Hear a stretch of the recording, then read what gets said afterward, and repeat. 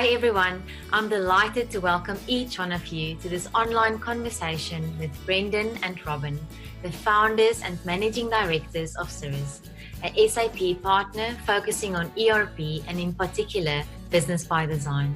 My name is Mariana Carroll and I'm your host for this session. I have a PhD in cloud computing, governance and risk, and I'm the founder and owner of Mariana Carroll Consulting. Thank you for taking time out of your busy schedule to join us in this relevant and very topical conversation around cloud ERP adoption. I now have the pleasure of introducing you to Robin Brown and Brendan Barry, the founders and managing directors of Siris. They both have more than 20 years of experience in SAP and ERP spanning multiple industries. Siris is a SAP partner focusing on ERP, particularly BYD or Business by Design. Their priority is to help clients future-proof their business by transforming business processes and also exploiting new business models. Their aim is to help their clients grow and through the use of technology to run better, smarter and more efficiently than ever before. Robin and Brendan, we look forward to gaining some new insights from you during this session. But before I hand over to Robin, let's just set the scene for our discussion. In this brief session, we would like to take you on a journey.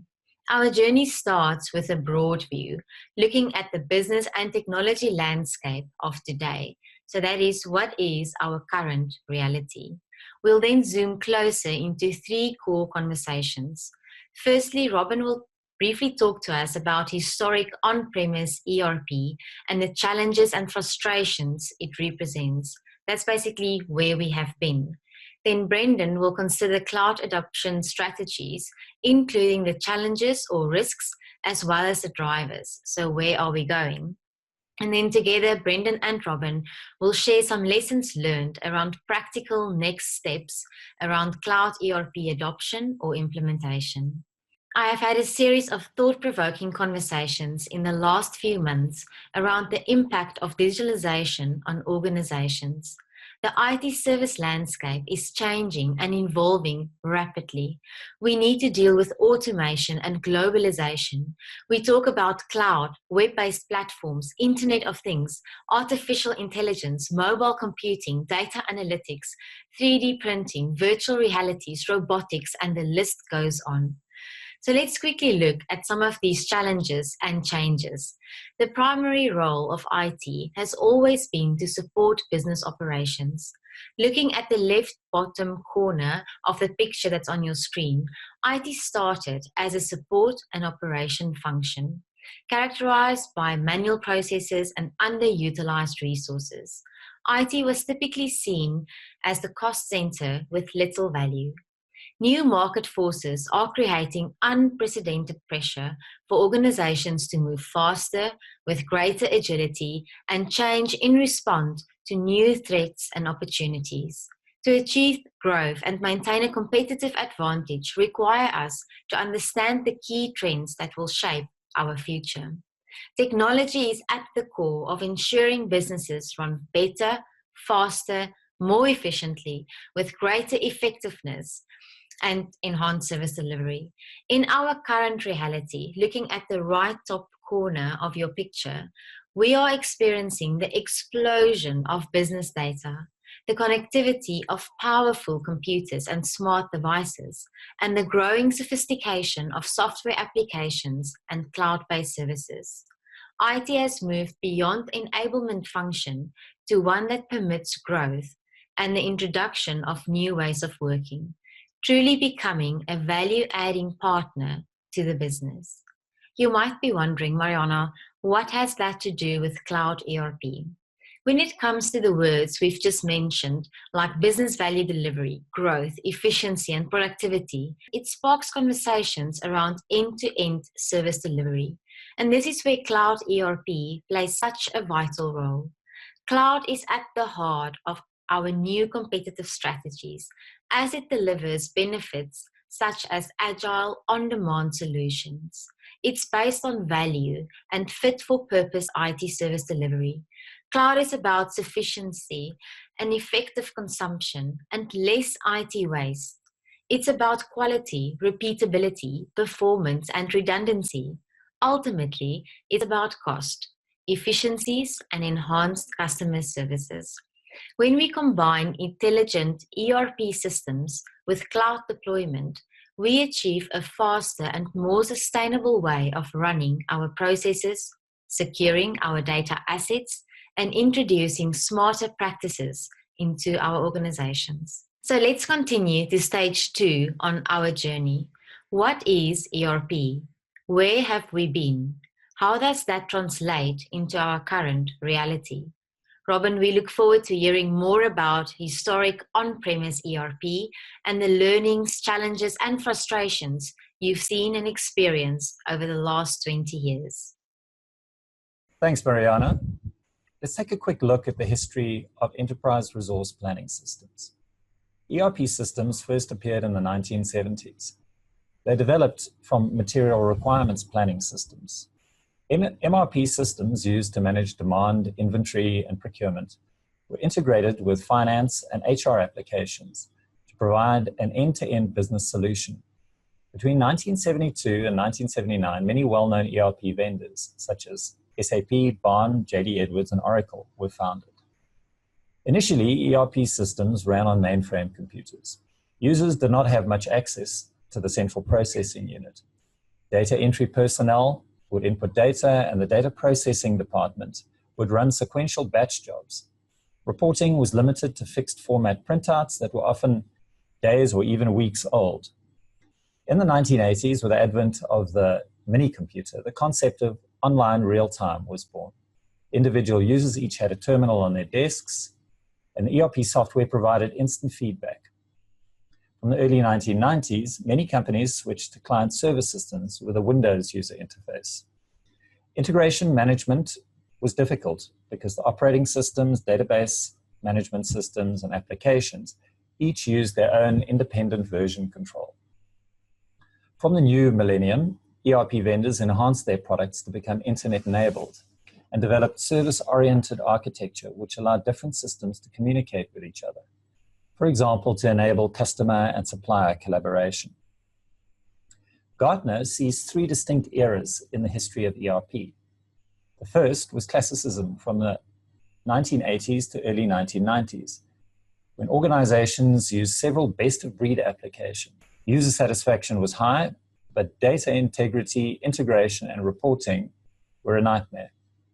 The second era was modernism from the mid-1990s to the mid-2000s, when software vendors attempted to include all ERP functionality in a single monolithic system. Agility and Fit2 requirements were sacrificed in the interest of integration, resulting in frustrated users. The third era is postmodernism, from the late 2000s to today and beyond. Business users are driving the transformation from a tightly integrated and inflexible environment into a loosely coupled federated model. While this new model promises much more business value, the agility and flexibility also bring added complexity, especially in terms of data integrity, integration, and reporting. Let's look at some of the key challenges of on-premise ERP systems. On-premise ERP systems were expensive and difficult to manage, requiring highly skilled and costly resources. As a result, they were often only accessible to the largest global corporations, like the Fortune 500. Implementations were lengthy, often spanning many years. On-premise ERP systems are often highly customized, making upgrades complex and time-consuming. Customized processes need to be thoroughly tested during upgrades because they are the sole responsibility of the organization. Upgrades can then span 3 to 4 months and are often only performed every 2 to 4 years. In today's era of disruptive technological innovation, delays in adopting new technology could place the organization at a significant disadvantage. Fortunately, public cloud ERP systems provide solutions to many of these problems. Thank you, Robin. From conversations and interviews over the last few years with CIOs and business execs, these challenges you've just described are real and providing many frustrations, I think to a point of actually hindering organizations from growing, and progressing. But let's move on to stage 3 on our journey, cloud computing adoption and the impact on ERP. That is looking at where are we now and where are we going. Let's start with cloud computing. Cloud computing, described as simply as possible, is the delivery of IT services over the internet, on demand, and when it comes to public cloud, on a consumption or per use basis. We've seen massive uptake of cloud-based solutions in the last 5 years as more and more organizations understand the benefits of agility and automation to achieve faster time to value and to address those ever-changing business demands of faster compute performance and scalable resources. Cost models are better understood and the fears around security are being addressed. Although, I must add, security remains the greatest concern or one of the greatest concerns when it comes to the protection of data. From a South African perspective, data privacy and legislation are better understood. I think cloud vendors are maturing in their service offerings and connectivity is becoming more affordable and reliable. So what are we saying? Cloud computing adoption and strategy is about adequate understanding of what it means in terms of our organizations. It's about weighing those benefits versus the risks and understanding the value proposition. It's about strategic thinking, proper planning, partnerships, and the right team. This leads me to our conversation with Brendan. Brendan, we look forward to hearing more about specific cloud challenges or risks, as well as the drivers you found to be topical with your clients, and also how that relates to our conversation of today around ERP. Thanks, Mariana. Okay, so let's start with some basic principles. If we have a quick look at this diagram, the first principle is that at the heart of your ERP ecosystem is the core ERP. And the idea there is that it contains the standard business transactions and must be customized as little as possible. Surrounding the core, we've got a whole lot of applications or specialist systems which we consider non-commodity applications or programs. For this reason, integration becomes a key required competency, so the different systems in your ecosystem need to be able to talk to each other easily. And at the core of this, data integrity is critical. So accurate data between all of the systems is imperative. Next, I'd like to clarify an important distinction in terms of cloud ERP systems. On the one hand, we've got ERP systems hosted on what we call infrastructure as a service. Okay, infrastructure as a service is where you put software that you've purchased onto a third-party hardware. So a local hosting service provider or one of the hyper vendors like Microsoft Azure or Amazon Web Services. On the other hand, we've got software as a service where you pay for the right to use software, and that software is often hosted by the software vendor. And this is what we are talking about when we refer to cloud ERP. So how does cloud ERP, public cloud ERP, overcome many of the constraints of an on-premise ERP? Firstly, it's around the licensing models. These are more flexible and don't require a significant upfront capital investment because licenses are charged on a monthly subscription basis. The only upfront cost is the implementation, and contracts usually last between 3 and 5 years. Secondly, innovation. We have entered a new era of digitization, and there is an unprecedented growth in technology such as big data, Internet of Things, artificial intelligence, machine learning, and blockchain, and many of the others that Mariana also mentioned. The major ERP vendors are starting to incorporate these technologies into their software, but the rate of change is so rapid that the environment is constantly evolving, making it very difficult to keep up. Cloud ERP helps customers stay up to date with these developments and take advantage of them. Next is the frequency of upgrades. This supports business innovation and process optimization. By limiting custom changes in the core ERP, the software vendor can deliver upgrades 3 to 4 times a year without disrupting business processes, which means that customers can get rapid access to these technologies as they evolve. Public cloud ERP allows limited solution extensibility within the core, for example, custom forms or user-defined fields and data validations. For more complex solution extensibility and integration, these are performed on a separate application development platform, also hosted in the cloud, which provides an open framework and non-proprietary software development tools. The application development platform is integrated with the core ERP using APIs. Multi-tenant systems provide significant cost reduction through economies of scale, and further cost reductions are achieved through shorter implementation cycles, months instead of years, and upgrades, weeks instead of months. These cost reductions make enterprise-class ERP systems accessible to small and medium-sized companies, which was never the case before. Hardware and application management charges are more flexible, allowing an organization to scale according to business requirements. This means that the system can grow seamlessly in terms of users and functionality as your business grows. Outsourcing of hardware and application management allows the organization to focus on more strategic business objectives, while the software vendor takes care of system and database administration, for example, backup and recovery, performance monitoring, and technical upgrades. Other attractions of public cloud ERP systems include improved analytics embedded within the ERP system, a more modern user interface geared around mobile access, more emphasis on end users managing the applications with less reliance on IT staff. However, cloud ERP systems come with some concerns. Downtime due to upgrades, for example. Public cloud ERP systems are typically upgraded 3 to 4 times a year, which requires some downtime. If this is a risk to your business, consider a single tenant or private cloud option so that you have more control over the timing of the upgrade. Automated testing tools and processes can shorten the test cycles required for upgrades significantly, making upgrades routine. And upgrade windows are over weekends and published well in advance so that you can plan for it.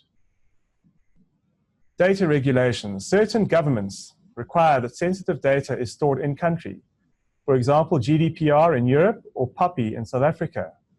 But if you have the right vendor, it's easy to keep up with regulatory developments because software vendors guarantee legal compliance. Uptime requirements. Consider the business continuity measures, such as high availability and disaster recovery provided by the hosting partner. Big ERP players invest significant amounts in data redundancy, replication, and disaster recovery processes. Security. As Mariana already mentioned, this is often the biggest concern. But in fact, it's actually a significant advantage because cloud data security standards usually surpass any that could be provided in an on-premise environment. And lastly, connectivity. In a country like South Africa, this has typically been a problem, but internet connectivity and speed and access is improving daily and is much more accessible to people than it was before. So in closing, when we finish with the webinar, we will put a video up we want to show you a practical example of a case study. So there's a company in America called Skull Candy. They're a high-tech manufacturing company that make earphones and other accessories. And they've got a very nice case study of a successful cloud ERP deployment. Thank you, Brendan. Now that we've walked through the journey, starting at mainframe or on-premise days to cloud ERP, considering the challenges, frustrations, but also discovering the many opportunities and benefits, the next question that comes to mind is, if I'm convinced cloud ERP is a strong possibility for my organization, what do I do now? Brendan and Robin, based on your experience, how would you help me navigate my journey into the world of cloud ERP and taking the next step? Thanks, Mariana. The first step is to formulate an ERP strategy. that clearly defines the business objectives and value proposition. Once you've analyzed and documented the business requirements, the pain points and opportunities, you can prepare a detailed roadmap to get you to your destination. Try to strike the right balance between agility and simplicity. It's also important to perform an organization readiness assessment to understand the people and process requirements to obtain value from the new technology. Let's consider a few criteria for selection of a software vendor and ERP application. It's essential to select an ERP system that will meet your specific business requirements. Select a vendor with a vision and capability to provide all the critical functionality required for your organization's industry, region, and regulatory environment. In light of the business-critical processes that will run on your ERP system, consider the software vendor's longevity and commitment to innovation. Process disruption or failure to keep pace with rapidly evolving technologies can jeopardize your organization's sustainability. The ERP systems that have stood the test of time have laid a solid foundation, adopted the best technological architecture, and used this to consistently drive innovation. Also consider the availability of experienced ERP resources in your region, because these are the people who will implement and enhance your solution over time. So Brendan, can you give us some advice on how to select the best partner? Yeah, thanks, Robin. So what are you looking for when you're selecting your ERP partner? First of all, you're looking for somebody with business process knowledge. You want a partner that has experience in your industry and that can understand your processes. You want somebody that's technically strong. Your partner must be able to map your processes and requirements to those in the system. There can also be many other technical requirements, such as integrating third-party systems or B2B scenarios with business partners. Next, you want somebody with implementation knowledge and experience. ERP implementation is a complex exercise, and you need a partner that can help you navigate the dynamics of an ERP implementation project. And lastly, you're looking for somebody with long-term commitment.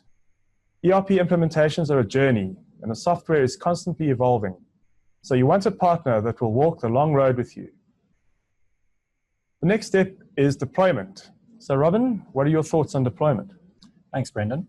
Let's look at the best approach for deployment of the new system. It's often not practical for an organization to move all its systems into the cloud in the short term. Hybrid models, a combination of on-premise and cloud systems, are practical ways to transition to the cloud over time. For example, as legacy hardware reaches the end of its life cycle.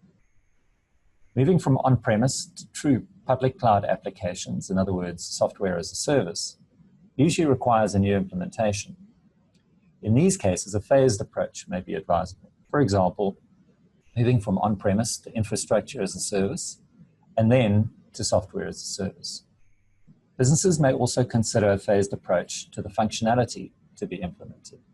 For example, many customers choose to implement finance and procurement first, and once this has matured and settled down, to migrate other functionality, such as CRM, production, or human resources onto the platform.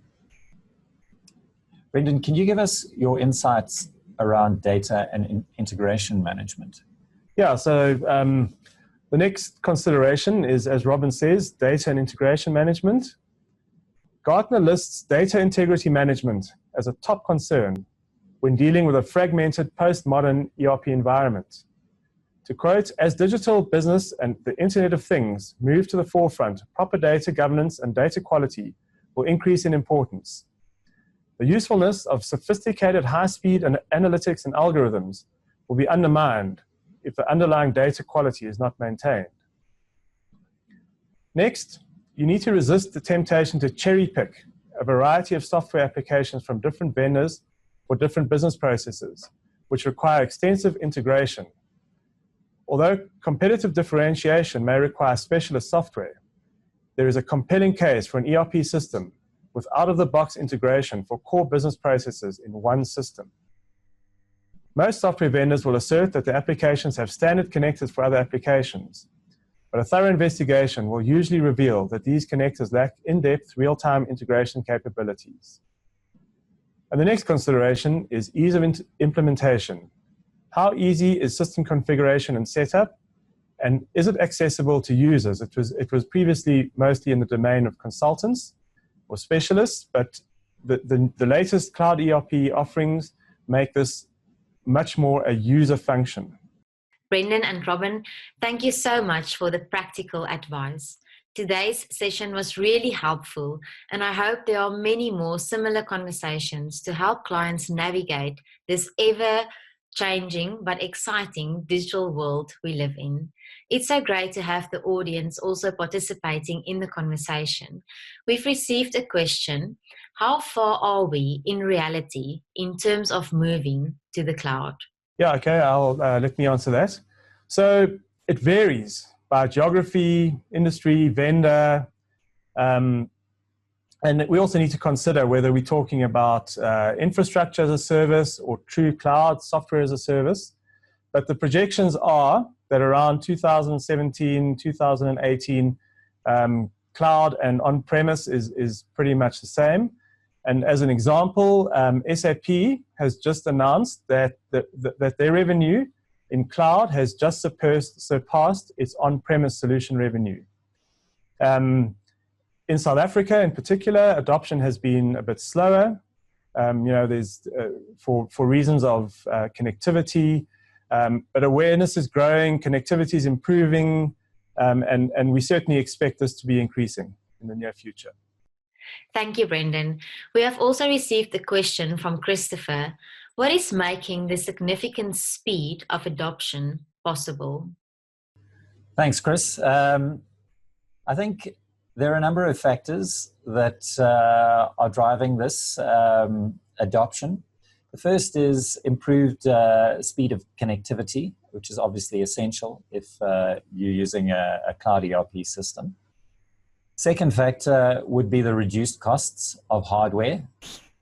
In addition, multi-tenant systems make it a lot more affordable because you have a number of companies leveraging the same hardware. Thirdly, there's been an increase in tech-savvy mobile users, and these people require access from anywhere on any device.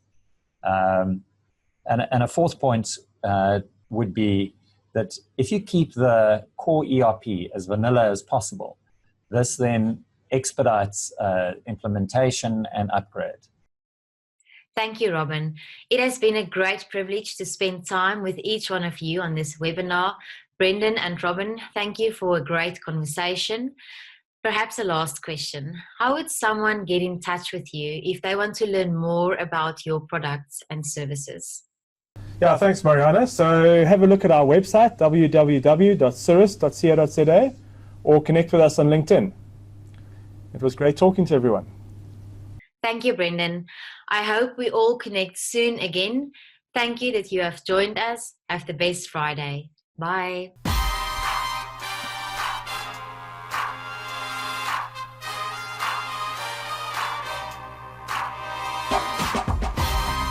Skullcandy was created out of the intersection of music, sports, technology, and really creative culture.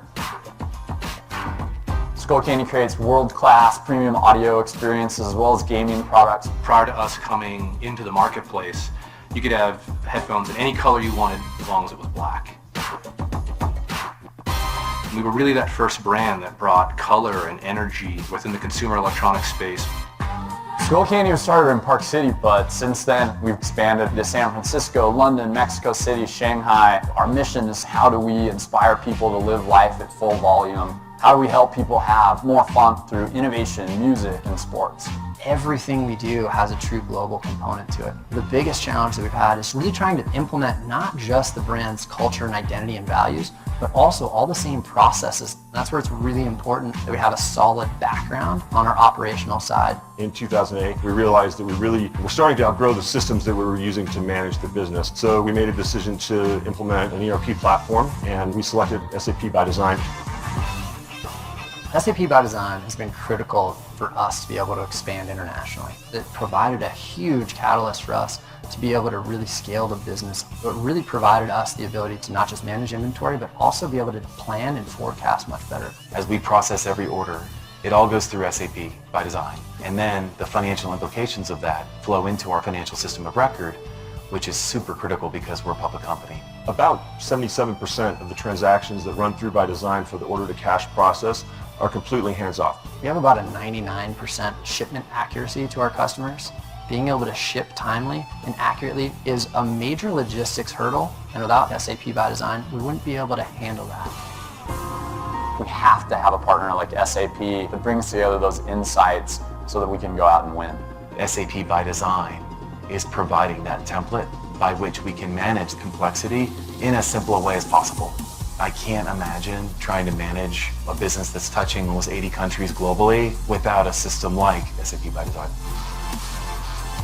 SAP helps Skullcandy run simple.